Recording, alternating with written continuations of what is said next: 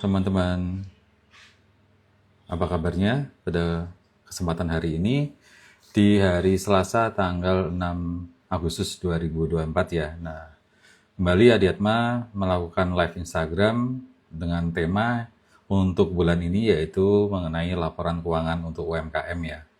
Nah, pada kesempatan kali ini saya hendak membahas mengenai siapa saja pengguna laporan keuangan. Nah, tujuannya nanti kita bahas juga untuk PT Perorangan ya. Nah, nanti minggu depan akan ada lagi dengan bahasan yang lain, tapi tetap dengan tema laporan keuangan yang nanti kita akan teruskan di tanggal 24 Agustus. Kita akan ada webinar, yaitu cara membuat laporan keuangan untuk UMKM ya, termasuk juga untuk PT Perorangan. Kenapa? Dari tadi PT Perorangan ini menjadi penekanan dari saya, karena begini teman-teman, ada hal yang sangat urgent, yang sangat mendesak, di mana aturan Kemenkumham untuk mengenai PT Perorangan ini dalam setahun wajib untuk membuat laporan keuangan ya, untuk disubmit ke halaman webnya Kemenkumham ya. Kenapa? Karena begini, untuk PT Perorangan ini agak unik ya. Jadi dia hanya ada direksi ya, atau satu direktur saja, karena PT Perorangan jadinya hanya dimiliki oleh satu orang. Nah, sedangkan kalau mekanisme badan itu harus selalu ada yang namanya tata kelola pengawasan. Jadi pertama akan ada tata kelola pelaksanaan, yang kedua adalah tata kelola pengawasan. Nah, untuk PT biasa tata kelola pengawasan ini nanti akan dihandle oleh yang namanya komisaris. Sedangkan PT Perorangan ini tidak ada tata kelola pengawasannya karena hanya satu orang. Sehingga harus mendasarkan kemudian ada unsur pengawas. Siapa pengawas dalam hal ini? Karena Kemenkumham ini, PT Perorangan ini di bawah Kemenkumham nanti, maka laporannya juga akan ditujukan kepada Kemenkumham ya nanti untuk PT Perorangan ini. Nah, 1 tahun 2 kali ya, jadi nanti akan ada bukan punishment ya, bukan hukuman, tetapi ini sifatnya kewajiban. Kalau kewajiban itu kalau tidak digunakan maka ada konsekuensinya. Konsekuensinya yaitu mungkin akan ada beberapa akses ke layanan publik yang akan dibatasi sehubungan dengan ketika PT Perorangan ini tidak melakukan kegiatan usahanya ya, setahun 2 kali. Nanti disubmit ke halaman webnya Kemenkumham. Oke teman-teman, nah kembali ke topik pembahasan pada kesempatan sore hari ini, yaitu mengenai siapa saja pengguna laporan keuangan. Nanti buat teman-teman yang ingin hendak bertanya, silakan isi di komentar di live ini, ataupun nanti bisa disertakan di ketika sudah diposting nanti di reelsnya Instagram. Teman-teman bisa ketika tayangan ini recorded dan kemudian di-upload ke YouTube-nya Adiatma, teman-teman bisa ngasih komen-komen di situ sehingga nanti kita akan lebih kaya lagi. Oke, sorry akan ada gangguan teknis mengenai sinyal ya, nanti kita baru saja pindah ke ruangan, jadi mungkin akan ada beberapa kendala teknis soal sinyal. Oke, kembali ke teknis pengguna laporan keuangan. Jadi kenapa sih ada laporan keuangan? Tujuannya apa laporan keuangan? Jadi begini teman, yang namanya bisnis itu memang kemudian hendaknya bisa kita kembangkan ya di kemudian hari. Nanti bisa kita lipat gandakan lah istilahnya. Tentu harapan semua pelaku bisnis adalah bisnisnya itu bisa berkembang. Cuman berkembang dengan metode apa dan mau berkembang seberapa besar, tentu akan ada metodologinya. Apa saja metodologinya? Tentu kita harus menggunakan data yang akurat. Nah, data akurat ini yang harus teman-teman produksi ya selama teman-teman menjalankan bisnis ini. Ada beberapa teman-teman yang memang mungkin males ya, males mencatat, kemudian males melakukan bahkan lebih advance daripada pencatatan, yaitu namanya pembukuan. Mungkin ada teman-teman yang di sini yang berpikir buat apa punya pembukuan, atau nggak sempat, atau males dan lain sebagainya. Nah, yang harus kita pahami bahwa ketika kita tidak memiliki dasar yang kuat mengenai data atas usaha kita, ya tentu kita tidak bisa mengharapkan kita akan berkembang lebih bagus di kemudian hari. Ingat rumusnya bahwa yang namanya bisnis itu yang pertama kali harus dicatat ya. Setelah dicatat maka kemudian dia baru bisa kemudian diukur ya. Nah, begitu sudah bisa diukur bisnisnya, baru layak ketika dia bisa dikembangkan. Jadi yang namanya pengembangan itu tentu harus ada dasar pijakan yang tepat, harus ada reasoning, harus ada alasan yang tepat kenapa dikembangkan, bagaimana mengembangkan, dengan mekanisme apa, apakah menggunakan perbankan, apakah menggunakan laba ditahan sendiri ataukah menggunakan investor. Nah, dari keseluruhan kepentingan-kepentingan kita itu dalam mengembangkan, tentu kita tidak bisa untuk lepas dari pihak-pihak lain dalam hal pengembangan ini. Ya, tentu kita dari pihak eksternal itu ada yang namanya perbankan, ya. Pertama adalah perbankan, ya, yang akan meminta kelayakan ketika teman-teman nanti mengajukan pinjaman. Yang kedua adalah yang namanya investor, ya. Namanya investor, dia juga butuh tahu apakah dia layak untuk berinvestasi di situ. Dan tentu juga yang namanya investor pasti akan melakukan yang namanya langkah-langkah due diligence. Apa itu langkah-langkah due diligence? Langkah-langkah due diligence adalah langkah-langkah untuk mengobservasi lebih detail, lebih objektif, yaitu tentang usaha yang akan dimasuki.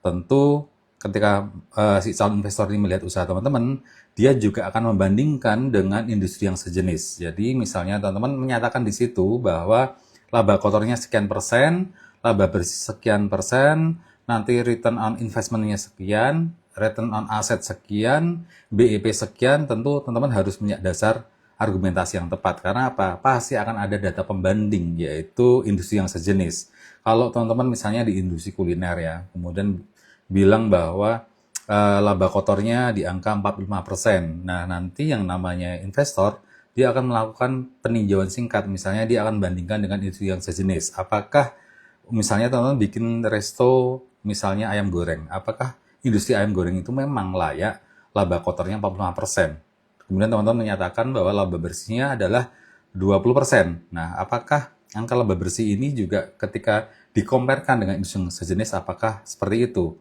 Ya, itu baru bicara laba bersih. Bagaimana jika investor nanti menanyakan mengenai EBITDA, earning before interest, tax, and depreciation, atau artinya laba bersih sebelum bunga, sebelum pajak, sebelum depresiasi, dan sebelum amortisasi, angkanya berapa? Nah, tentu teman-teman harus bisa menjawab seluruh pertanyaan-pertanyaan yang diajukan oleh investor. Dalam hal investor melakukan proses skeptisism, yaitu proses meragukan apa yang selalu disampaikan oleh yang namanya peminta dana. Ya, dalam hal ini adalah orang yang memohon untuk disuntik. Ya, jadi mereka akan melihat angka-angka yang kita sajikan, melakukan komparasi, melakukan analisa, dan kemudian proses-proses due diligence, dan kemudian setelahnya menghitung ulang apakah layak ya secara ekonomi bisnis teman-teman ini untuk diinvest. Ya, tentu juga teman-teman juga akan melakukan presentasi kelayakan tidak hanya dari sisi ekonomi, ya, tetapi kemudian sisi politik, sisi keamanan, sisi distribution channel, macam-macam. Nanti investor melakukan analisa. Dalam hal ini, si investor baru melakukan investasi analisa di sektor keuangan dulu. Nah, tentu selanjutnya yang kedua, investor akan melakukan tinjauan secara perpajakan. Apakah perusahaan yang diinjek ini nanti secara perpajakan dia memiliki masalah atau tidak, ya, memiliki masalah atau tidak, baik itu PPh ataupun PPN-nya. Karena juga males juga kalau kemudian ternyata sesuatu yang diinvest itu ternyata tidak berdaya guna atau bermasalah di kemudian hari. Tentu investor tidak mau juga kehilangan uang atau uangnya parkir, tidak bisa berkembang hanya semata-mata ngurusi masalah-masalah itu. Nah, kembali ke aspek kemudian misalnya bisnis resto, yang mana bisnis resto itu tentu ada namanya PPN daerah, ya. PPN daerah sebesar 10% itu pungutan. Tentu si investor ini juga harus concern juga apakah selama ini data omsetnya itu memang benar-benar omset atau kecampur data dengan misalnya PPN daerah, ya. Jadi harusnya PPN daerah itu adalah pungutan, itu adalah haknya pemerintah daerah, tetapi oleh teman-teman dimasukkan sebagai revenue, pendapatan, atau bahkan nanti bercampur di arus kas, tidak kemudian dipisah menjadi hutang PPN daerah. Nah, banyak hal yang kemudian harus teman-teman persiapkan dalam rangka membuat laporan keuangan ini menjadi seobjektif mungkin, bebas dari salah saji material, bebas dari kepentingan teman-teman yang abu-abu atau hendak menyembunyikan fakta-fakta yang sebenarnya tidak menarik untuk investor. Nah, tentu teman-teman harus persiapkan segala sesuatunya ini menjadi lebih baik, dan investor tentu dia tidak mau juga laporan keuangan yang disajikan itu hanya 1 tahun. Ya, minimal investor itu akan meminta laporan keuangan itu 3 tahun berjalan, dan kemudian tidak hanya 3 tahun, tetapi kemudian akan membandingkan bulan ke bulan, misalnya laporan keuangan 2021, 2022, 2023. atau current ya, atau yang misalnya 2024. Dia akan minta juga laporan pembanding, misalnya sekarang bulan Agustus, dia akan minta data pembanding untuk misalnya laporan keuangan bulanan di bulan Juli 2021, 2022, 2023, dan 2004. Nah, bagaimana akan cara teman-teman merespon itu? Tentu ketika sebagai pebisnis, teman-teman tidak bisa hanya mendasarkan rujukan laporan keuangan itu hanya dari satu periode 1 tahun saja. Ya, investor tentu akan ragu.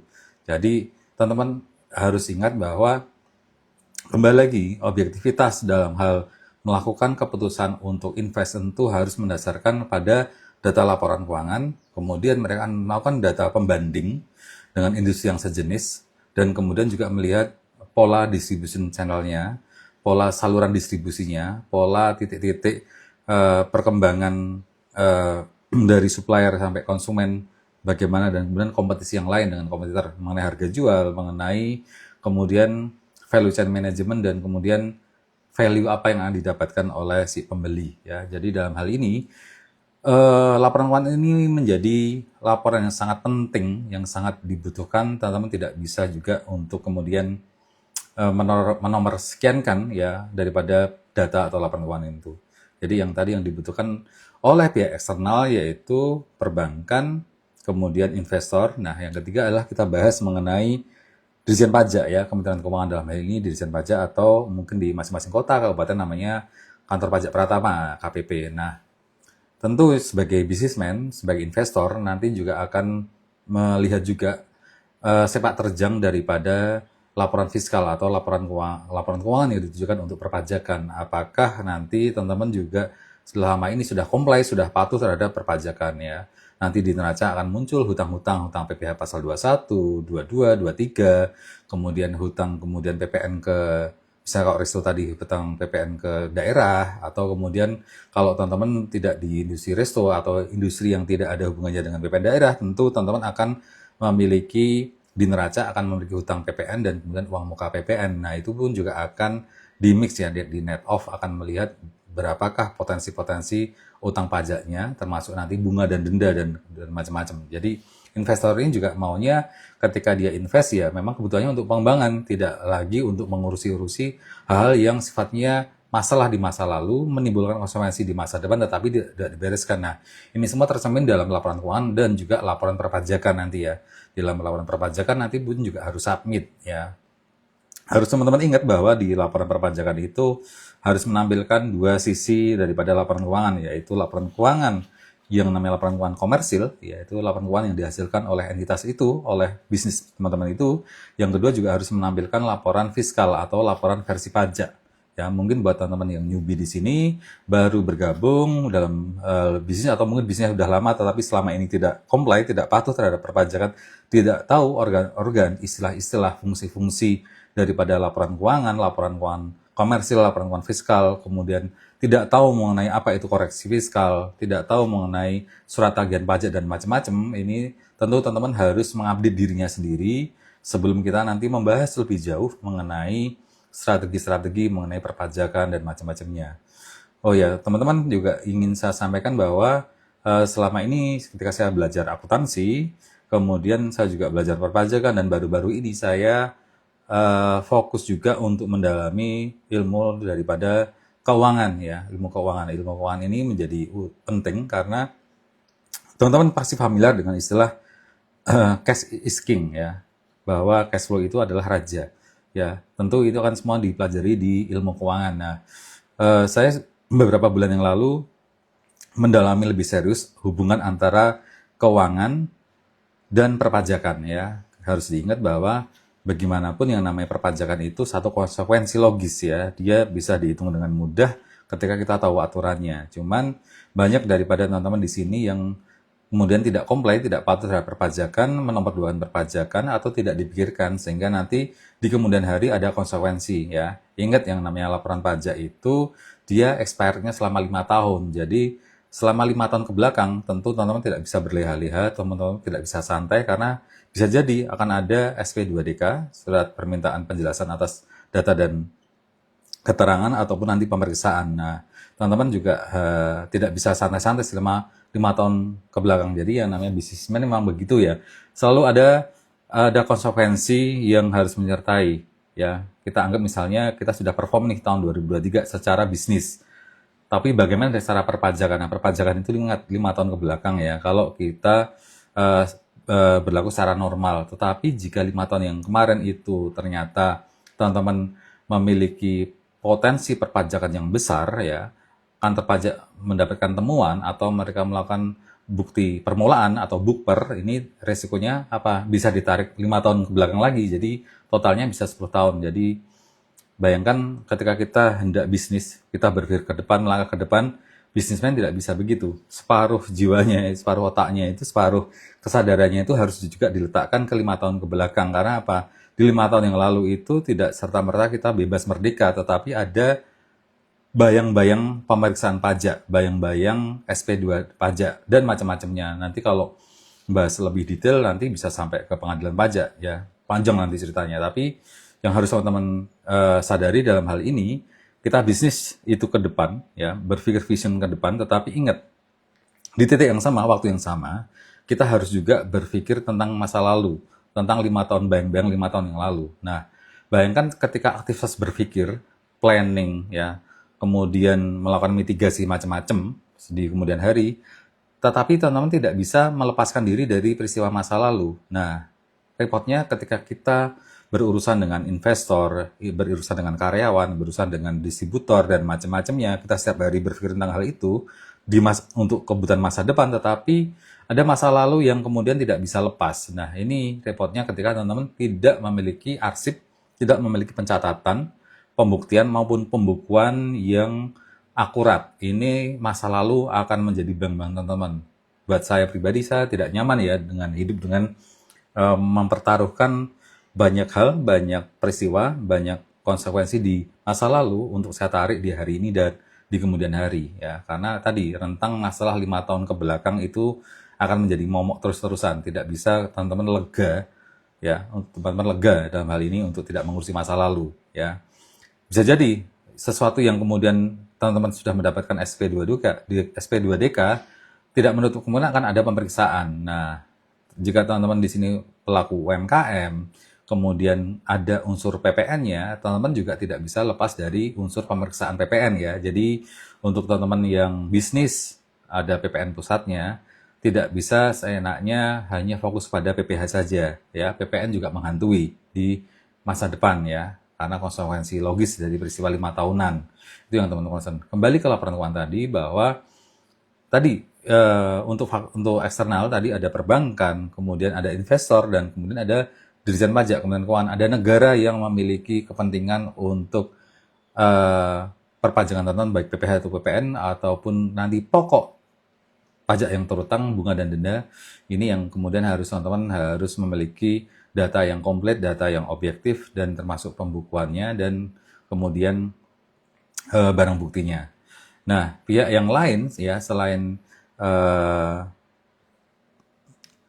investor, perbankan, BCB, ada lagi yang keempat yaitu namanya kantor akuntan publik. Jadi kalau teman-teman tadi menawarkan bisnisnya kepada investor, investor itu selain melakukan due diligence secara personal atau business to business, peristiwa due diligence ini juga kemudian membutuhkan peran serta daripada kantor akuntan publik ya.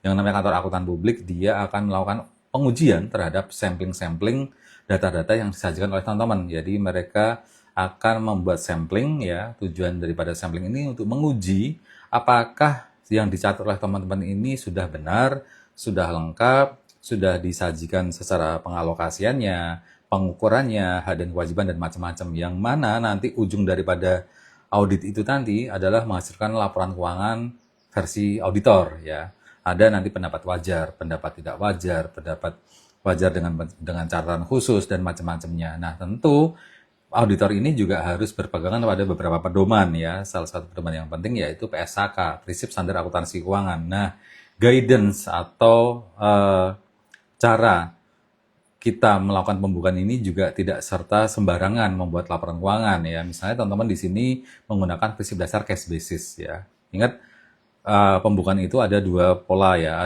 atau dua metode. Pertama cash basis dan accrual basis. Apa ciri gampangnya? Kalau cash basis itu ya teman-teman akan mencatat transaksi kalau teman-teman sudah dapat uangnya, ya, atau teman-teman memberikan uang kepada pihak lain. Itu namanya cash basis. Kalau accrual basis, itu teman-teman bisa melakukan transaksi dengan dasar utang piutang. Jadi kalau di neraca nanti ada unsur utang piutang, berarti teman-teman melakukan prinsip dasar accrual basis, ya. Kalau untuk cash basis tentu tidak ada utang piutang. Nah, di dalam PSAK, prinsip standar akuntansi keuangan, nanti akan diatur mengenai metode-metode ini, mau pendekatan cash basis atau accrual basis. Namanya PSAK EMKM, entitas mikro, kecil, dan menengah. Ini nanti akan menjadi dasar daripada teman-teman nanti untuk membuat laporan keuangan. Termasuk juga si auditor, si kantor akuntan publik tadi, pun juga akan menggunakan dasar, ya, dasar pencatatan yang sama, yaitu PSAK yang sama, EMKM, entitas mikro, kecil, dan menengah. Kenapa kemudian ada beberapa layer yang PSAK itu ada PSAK MKM, entitas mikro, kecil, dan menengah,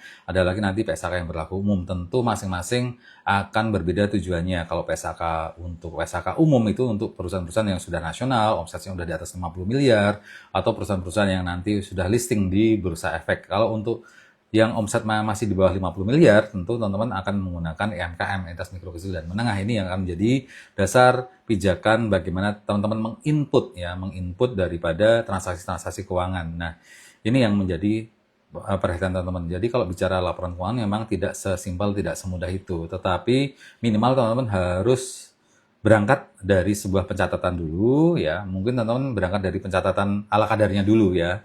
Debit kreditnya dulu, misalnya menggunakan teman-teman uang masuk berapa, uang keluar berapa, semua bercampur, ya. Tapi yang penting ada uang masuk dan uang keluar. Nah, nanti teman-teman akan berlanjut lebih detail lagi. Misalnya lanjut ke pengelompokan. Jadi debit tidak hanya sekedar debit, tidak hanya sekedar uang masuk, uang keluar, tetapi kemudian lebih dirinci. Ini uang masuk, uang keluar dari mana? Dari pelanggan, kemudian uang masuk, uang keluar dari supplier, dari perbankan, dari kemudian setoran modal, dari pelunasan utang atau piutang, nanti dirinci, dikelompokkan itu nanti debit dan kreditnya. Debit misalnya atas dasar ada uang masuk, atau debit atas dasar ada aset yang masuk, misalnya ada persediaan, kemudian ada nanti ketika transaksi dan harusnya dibayar langsung, munculnya piutang, ya. Nanti makin detail, ya, makin detail. Oke, nanti lanjut lagi tahap yang berikutnya, teman-teman nanti akan membuka tentang PSAK-nya yang diatur dengan PSAK untuk urusan misalnya urusan kas dan bank itu apa sih yang harus menggunakan standarisasinya, atau bagaimana mengukur yang namanya piutang usaha, bagaimana mengukur piutang dagang, bagaimana mengukur misalnya piutang pemilik, mengukur piutang karyawan, dan macam-macamnya. Nanti semakin rinci. Jadi prosedurnya nanti teman-teman ya belajar yang tiada henti, ya. Artinya dari pencatatan yang paling sederhana, kemudian naik perlahan-lahan menjadi lebih detail. Kalau sudah tahu detailnya, baru nanti masuk ke PSAK-nya, bagaimana aturan PSAK ini mengatur lebih rinci, lebih standar, ya, sehingga kalau sudah standar, nanti teman-teman ngomong ke pihak lain pun juga akan mendapatkan pemahaman yang sama, ya. Kenapa bicara standar ini penting? Kembali kita sebagai manusia, sebagai makhluk yang berkomunikasi, tentu untuk mendapatkan pemahaman sama, tentu komunikasinya harus sama. Komunikasi yang sama ini menuntut pemahaman yang sama. Atas apa? Atas misalnya tadi saldo-saldo yang ada di neraca, ya. Ada kas, piutang, apa hubungannya piutang pemilik, kenapa muncul piutang pemilik, piutang usaha, kenapa muncul piutang usaha, dan segala macamnya itu nanti ada dasar pengelompokannya. Selalu ada filsafatnya dalam hal pengelompokan. Jadi yang namanya manusia itu tentu dia tidak bisa berkomunikasi tanpa dikotomi atau tanpa pengelompokan. Jadi sifat dasar manusia itu memang suka membuat pengelompokan. Kenapa membuat pengelompokan? Agar memudahkan komunikasi. Sama halnya dalam hal bisnis, teman-teman, dalam hal menjalani bisnis tentu akan ada pencatatan. Pencatatan itu harus dikomunikasikan ke pihak lain. Pihak lain ini tentu harus dengan bahasa yang sama, standar sama, sehingga didapatkan pemahaman sama.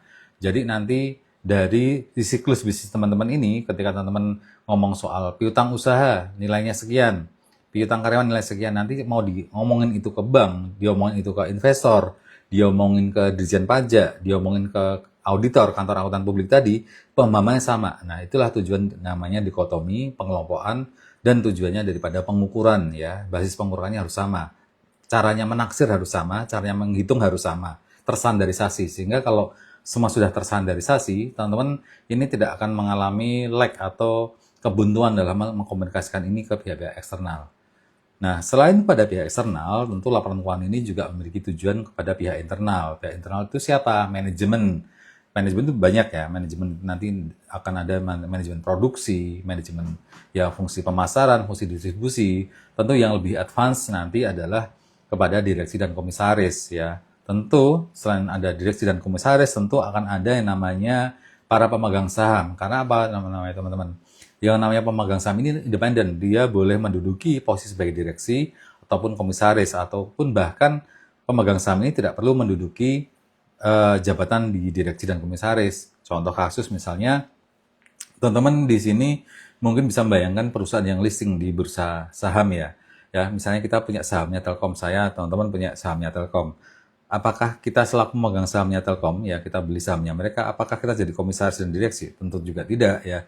Jadi membayangkannya sangat mudah. Sebuah perusahaan itu selalu ada tata kelola, pelaksanaan itu nanti oleh dewan direksi, dan juga tata kelola pengawasan itu oleh komisaris. Nah, itu yang akan sama-sama menjalankan dan sama-sama mengawasi. Nah, kita selaku investor tentu akan memberikan fungsi pendelegasian pengawasan ini pada para komisaris ya. Kita hanya istilahnya terima bersihnya ya lah dari laporan-laporan daripada komisaris ini. Nah, saya mau flashback dulu tentang bicara akuntansi. Tentu saya mau bicara mengenai sejarahnya akuntansi ya. Jadi akuntansi itu dari kata dasar to account. To account itu istilahnya adalah mempertanggungjawabkan. Nah, mempertanggungjawabkan ini muncul di eranya apa? Ketika eranya revolusi industri, ya revolusi Prancis, di mana ada kaum pekerja, kemudian kaum manajemen dan kaum pemodal. Nah, si pemodal memberikan uangnya kepada si istilahnya si pelaksana bisnis ya, pelaksana bisnis. Ya, jadi kemudian tuntutan daripada para pemodal yaitu para pelaksana bisnis ini harus mempertanggungjawabkan atas uang yang dititipkan kepada mereka, atas uang yang diinvestasikan lewat mereka. Nah, cara untuk mempertanggungjawabannya seperti apa? Maka istilahnya akan ada kata to account, mempertanggungjawabkan. Nah, yang namanya mempertanggungjawabkan itu tidak hanya gelondongan, tentu investor juga nggak mau pertanggungjawabannya gelondongan. Tentu investor maunya juga nanti dikelompokkan.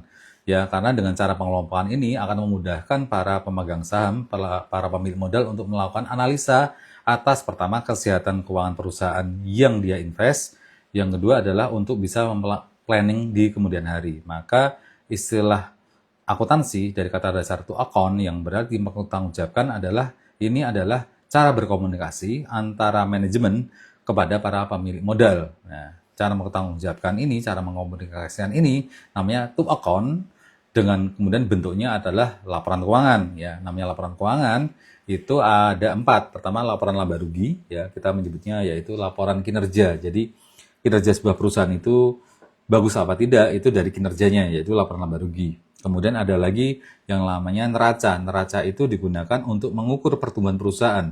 Dia dari titik mana awalnya dulu, sekarang di titik mana. Nah, nanti untuk bisa proyeksi di kemudian hari. Ya. Kembali soal konteksnya proyeksi dan budgeting. Jadi ada hal yang menarik ketika kita belajar mengenai finance, keuangan. Jadi yang namanya budgeting ya dan proyeksi itu tidak bisa dilakukan di awal-awal berdiri ya. Yang namanya proyeksi dan budgeting itu adalah yang sebenarnya adalah teknik untuk mengkomunikasikan perencanaan di kemudian hari. Melakukan strategi di kemudian hari itu namanya proyeksi dan budgeting ya. Jadi kalau ketika awal berdiri sebuah perusahaan, tentu namanya itu bukan budgeting, bukan proyeksi. Nah, nanti akan kita bahas kapan-kapan tentang ilmu keuangan ya. Nah, tadi sudah kita bahas mengenai laba rugi dan neraca, dan kemudian ada nanti laporan perubahan modal. Nah, laporan perubahan modal ini adalah laporan yang menyajikan bagaimana perjalanan investasi para pemodal ini sampai saat ini berjalan dan sampai nanti mereka exit ya. Jadi ceritanya para investor ini akan muncul di laporan perubahan modal. Dia membeli di harga saham berapa, kemudian selama dia invest ya nanti akan ada laba bersih berapa, kemudian ada laba ditahan berapa, laba yang dibagi berapa, kemudian ada lagi nanti dia akan nambah saham atau nanti sahamnya tetap atau nanti sahamnya berkurang. Semua cerita para investor ini terekam dalam laporan perubahan modal. Nah, yang keempat adalah laporan arus kas. Nah, laporan arus kas ini digunakan untuk memonitor kesehatan keuangan perusahaan ya, namanya arus kas, atau kita identik dengan namanya bahwa cash itu adalah king, atau cash itu adalah layaknya kalau di tubuh seseorang itu seperti halnya darah ya. Jadi Orang bisa hidup karena ada darah yang mengalir. Sama halnya bisnis yang hidup adalah yang dia juga tidak ada sumbatan. Ya, dari aliran darahnya lancar, aliran keuangannya lancar. Nah, aliran keuangan ini nanti disajikan ceritanya di laporan arus kas. Laporan arus kas itu nanti ada tiga pengelompokan arus kas. Namanya laporan arus kas, ada arus kas untuk operasi, laporan arus kas untuk investasi, dan arus kas untuk pendanaan. Jadi macam-macam ya. Ciri-cirinya arus kas itu muncul dari mana ya, operasi itu muncul dari mana, pendanaan muncul dari mana. Kenapa sih harus dikelompokkan? Kembali soal dikotomi, soal pengelompokan tadi, bahwa manusia itu tidak bisa memunculkan tidak bisa memunculkan istilah-istilah yang dia ngarang bebas. Yang dia harus bisa komunikasikan adalah sumber filsafatnya dan kemudian mengkomunikasikan dalam kelompok-kelompok ya. Kita tahu misalnya kalau dalam bahasa yang paling gampang yang namanya gender itu ada laki-laki dan perempuan ya. Itu secara biologis ya, secara biologis ada organ laki-laki dan organ perempuan. Tetapi secara gender ya, secara istilahnya jiwa itu spektrum, ada yang super laki-laki, ada yang laki-laki biasa, dan ada yang laki-laki ya kita menyebutnya laki-laki yang tidak biasa atau cenderung feminim. Ada juga perempuan yang kemudian sangat perempuan ya, sangat feminis, atau kemudian ada lagi kelompok perempuan yang memang biasa saja, dan ada juga cewek yang namanya mungkin istilahnya cewek tomboy. Jadi kita manusia itu tidak mungkin tidak melakukan pelompokan. Selalu dalam hidupnya dia berkomunikasi ya, sender dan receiver, dia membutuhkan dikotomi agar memudahkan bahasa, memudahkan pengertian, dan memudahkan pengelompokan, dan memudahkan identifikasi. Itulah fungsi dikotomi. Sama halnya di laporan akuntansi, laporan pajak, laporan macam-macam itu perlu dikotomi. Nah, dikotomi itu yang kemudian pengelompokan itu yang kemudian distandarkan menggunakan PSAK. Nah, tadi sebagai contoh soal gender ya, soal gender tadi itu juga contoh dikotomi. Nah, halnya di akuntansi juga ada dikotomi. Nah, teman-teman tidak usah berpikir yang berat-berat dulu ketika bicara akuntansi ya. Akuntansi itu gampang. Segampang apa? Segampang teman-teman menyadari bahwa manusia dalam berperilaku dan berkomunikasi itu pasti menggunakan dikotomi, pasti menggunakan definisi, pasti menggunakan pelompokan. Nah, pengelompokan dan definisi ini pasti berangkatnya dari praktek-praktek sehari-hari. Tentu praktek-praktek sehari-hari teman-teman sebagai businessman atau selaku pengusaha, selaku UMKM tidak akan pernah asing yang namanya kas. Kamu punya saldo kas berapa? Kamu punya utang nggak orang lain ya, itu namanya piutang. Kamu punya nggak kekayaan di tempat lain ya, itu namanya piutang. Kemudian ada lagi hutang, kamu punya nggak kewajiban ke orang lain ya, macam-macam. Nah, bahasa sehari-hari itu kemudian dikelompokkan atau dikotomikan ya, dikelompokkan dengan mudah ya, karena selalu akan ada dasar filsafatnya, dasar pengelompokannya itu namanya dikotomi. Nah, dikotomi itu yang kemudian nampak rumit ya, seolah-olah nampak rumit di para pelaku UMKM ini. Padahal sebenarnya mudah ya, berangkat dari praktek sehari-hari, kemudian dicatat semuanya dulu, dari catat itu nanti akan dilihat karakter-karakternya. Nah, karakter-karakter itu yang kemudian dikelompok-kelompokkan. Misalnya karakter kas ya, karakter misalnya aset lancar. Aset lancar itu apa pengertiannya? Yaitu aset yang bisa diubah menjadi uang tunai dalam waktu cepat, kurang dari 1 tahun, itu namanya aset lancar. Ya, ada lagi nanti yang aset tidak lancar. Berarti aset tidak lancar itu adalah sesuatu aset yang tidak mudah dicairkan dalam bentuk uang ya, lebih dari 1 tahun. Nah, seperti itu saja pengelompokan kita di akuntansi dengan melihat teknis operasional di lapangan, teknis di lapangan seperti apa, kemudian tinggal dikelompokkan seolah-olah bahasanya rumit, padahal itu sebenarnya gampang. Itu dikotomi yang sangat sederhana kok. Ya, cuman teman-teman mungkin belum terbiasa mengarah ke sana. Nah, kurang lebih begitu teman-teman. Kita sudah belajar hari ini mengenai fungsi daripada laporan keuangan dan penggunanya. Ada pihak internal, yaitu untuk pihak internal siapa saja, untuk karyawan bisa jadi, kemudian manajemen, kemudian direksi, kemudian komisaris, kemudian para pemegang saham, digunakan untuk melakukan apa? Pengambilan keputusan. Nah, yang namanya laporan keuangan ini yang kemudian harus dibuat secepat mungkin, seakurat mungkin, dan harus memuat informasi yang relevan ya. Informasi yang relevan itu yang digunakan dasar untuk mengambil keputusan. Misalnya keputusan melakukan invest, keputusan melakukan buyback saham, keputusan melakukan penghapusan piutang, keputusan untuk menambah persediaan, keputusan untuk menambah hutang, dan macam-macam. Itu sifatnya keputusannya harus cepat. Karena keputusan harus cepat itu, maka si manajemen harus membuat laporan keuangan itu secepat mungkin, seakurat mungkin, dan serelevan mungkin. Karena apa? Kalau informasinya sudah tidak relevan, maka ya buat apa laporan keuangan ya? Artinya kalau yang digunakan untuk mengambil keputusan memang harus yang benar-benar relevan. Kalau kemudian datanya data masa lalu ya hanya digunakan sifatnya untuk membandingkan atau untuk melihat cerita di masa lalu bisnisnya seperti apa. Tetapi untuk pengambilan keputusan itu membutuhkan sesuatu yang relevan, reliable. Jadi biar keputusan diambil juga fresh, keputusan yang diambil juga menyelesaikan masalah ya. Jadi bukan keputusan di masa lalu, keputusan data-data masa lalu hanya untuk pembanding yang walaupun konteks hanya itu juga tidak bisa disederhanakan. Hanya dalam arti ini itu mengandung peristiwa yang panjang, mengandung histori yang panjang, mengandung pembandingan yang besar, dan mengandung juga data-data yang bisa dibuktikan. Karena nanti siapa tahu ketika kita bicara tadi relevan tadi, tidak hanya selesai di relevansi, tapi kantor pajak tidak butuh sesuatu yang sifatnya relevan.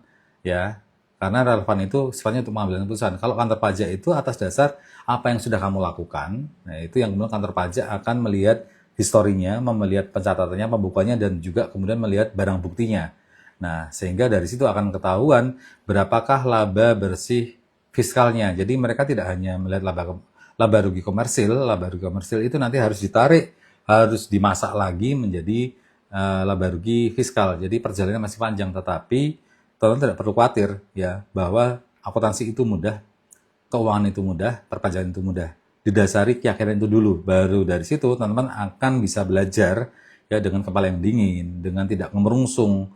Karena apa? Kita berangkat tadi, pengertian dikotomi. Dikotomi tadi kata kuncinya adalah dikotomi. Dikotomi adalah pengelompokan hal yang biasa, pengelompokan yang mudah yang dilakukan oleh manusia dalam rangka mengkomunikasikan peristiwa sehari-hari di lapangan untuk menjadi bahasa akuntansi. Bahasa akuntansi itu adalah bahasa yang sifatnya substansi, sifatnya bisa diperbandingkan dengan cara apa? Menarik pengelompokan menjadi hak dan kewajiban. Jadi pada awalnya yang namanya laporan keuangan itu hanya ada dua dikotomi, ya, mana hak dan mana kewajiban, ya, itu saja.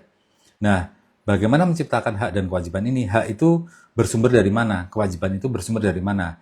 Hak itu nanti didapatkan dan diperoleh dengan cara apa? Kewajiban itu dideliverkan atau dibiayakan atau dibebankan dengan cara yang apa? Dari situ yang baru kemudian muncul laporan keuangan dari laba rugi, neraca, perubahan modal, dan arus kas. Nah, jadi berangkatnya dari dikotomi yang paling sederhana dulu. Bisnis itu tentang mengelompokkan hak dan kewajiban. Nah, hak dan kewajiban ini bisa muncul gara-gara peristiwa apa? Peristiwa sehari-hari dalam wujud transaksi, dalam wujud mana pendapatan, mana biaya dan beban, dan pendapatan dikurangi biaya dan beban, ketemulah laba bersih. Laba bersih kemudian ketika ditumpuk menjadi laba ditahan. Laba ditahan ketika ditumpuk dalam skala yang besar, dalam artian kemudian dikotomi yang lebih besar lagi antara haknya apa saja. Di situ hak kita di neraca ada kas dan bank, ada piutang, ada persediaan, ada peralatan, ada aset yang bergerak dan aset yang tidak bergerak. Itu adalah serangkaian hak kita.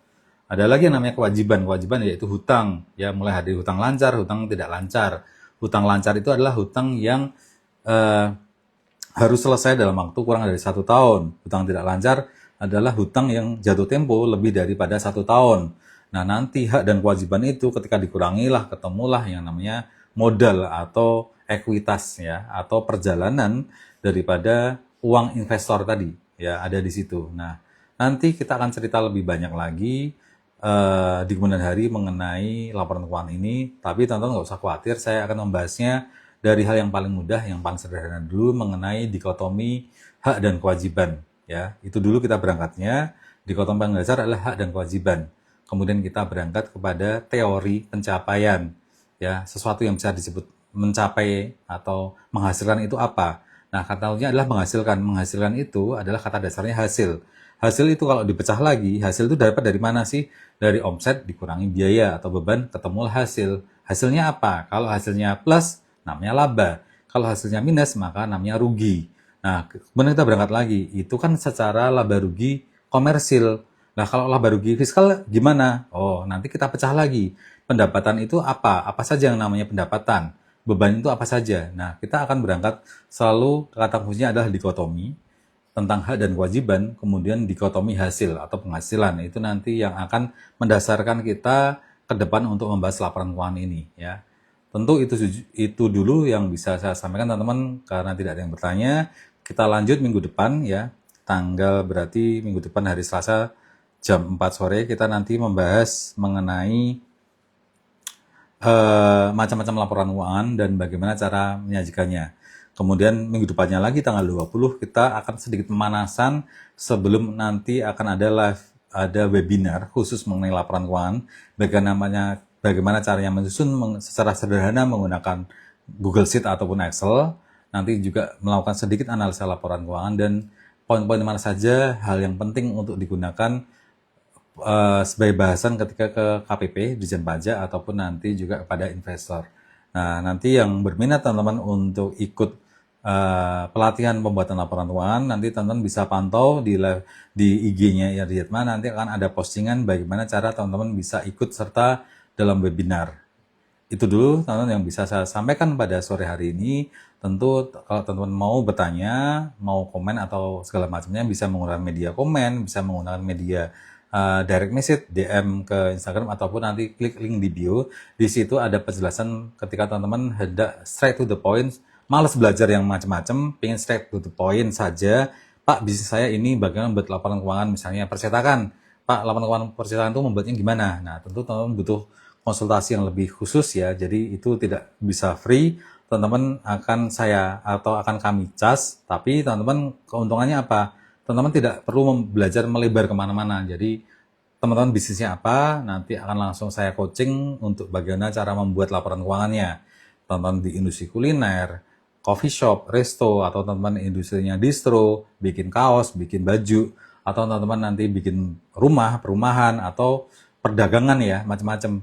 Kalau teman-teman membutuhkan pengetahuan yang straight to the point, nggak melebar kemana-mana, teman-teman bisa request untuk konsultasi, untuk diskusi dengan kami. Tentu nanti akan saya handle sendiri untuk saya buatkan formula bagaimana membuat rancangan daripada laba rugi, neraca, perubahan modal, dan arus kas. Ya, nanti langsung saya ajari secara menggunakan Excel, saya buka aturannya, dan saya buatkan bagaimana cara tutorial menginputnya, sehingga nanti otomatis menjadi laporan keuangan yang sederhana. Itu dulu teman-teman untuk perjumpaan pada sore hari ini, live IG pada kali ini. Silakan teman-teman nanti kontak kami di link di bio. Kita berjumpa minggu depan tanggal 13 Agustus jam 4 sore. Silakan teman-teman jika ingin bertanya menggunakan media-media tadi. Sekian dulu teman-teman, terima kasih, kita jumpa minggu depan. Salam, semoga teman-teman selalu senantiasa sehat. Ya, sehat, kita jumpa minggu depan. Terima kasih teman-teman.